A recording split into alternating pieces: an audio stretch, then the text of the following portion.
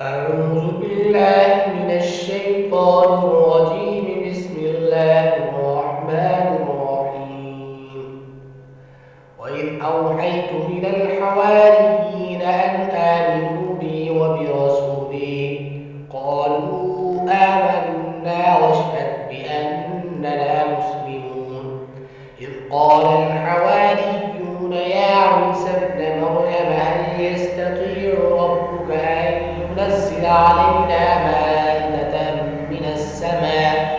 قال اتقوا الله إن كنتم مؤمنين. قالوا نريد أن نأكل منها وتطمئن قلوبنا ونعلم أن قد صدقتنا ونكون عليها من الشاهدين. قال عيسى ابن مريم اللهم ربنا أنزل علينا مائدة من السماء تكون لنا عيدا لأولنا وآخرنا وآية منك وارزقنا وأنت خير الرازقين. قال الله إني منزلها عليكم فمن يكفر بعد منكم فإني أعذبه عذابا لا أعذبه أحدا من العالمين. وإذ قال الله يا عيسى ابن مريم هل يستطيع ربك أأنت قلت للناس اتخذوني وأمي إلهين من دون الله؟ قال سبحانك ما يكون لي أن أقول ما ليس لي بحق، إن كنت قلته فقد علمته، تعلم ما في نفسي ولا أعلم ما في نفسك، إنك أنت علام الغيوب. ما قلت لهم إلا ما أمرتني به أن اعبدوا الله ربي وربكم، وكنت عليهم شهيدا منهم، فلما توفيتني كنت أنت الرقيب عليهم وأنت على كل شيء شهيد.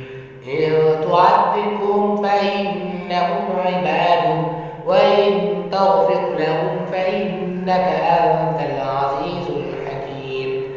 قال الله هذا يوم ينفع الصادقين صدقهم، لهم جنات تجري من تحتها الأنهار خالدين فيها أبدا، رضي الله عنهم ورضوا عنه، ذلك الفوز العظيم. لله ملك السماوات والأرض وما فيهن وهو على كل شيء قدير. سورة الأنعام مدنية. بسم الله الرحمن الرحيم.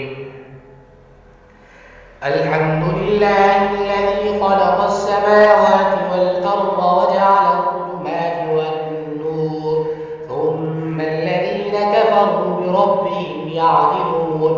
هو الذي خلقكم من طين ثم قضى أجلا، وأجل مسمى عنده ثم أنتم تمترون. وهو الله في السماوات وفي الأرض، يعلم سركم وجهركم ويعلم ما تكسبون، وما تأتيهم من آية من آيات ربهم إلا كانوا عنها معرضين. فقد كذبوا بالحق لما جاءهم، فسوف يأتيهم أنباء ما كانوا به يستهزئون.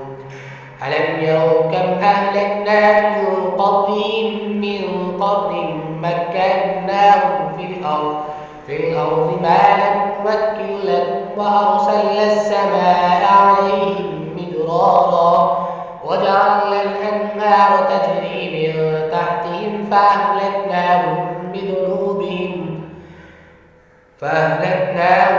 بذنوبهم وأنشأنا من بعدهم قرنا آخرين. ولو نزلنا عليك كتابا في قرطاس فلمسوه قال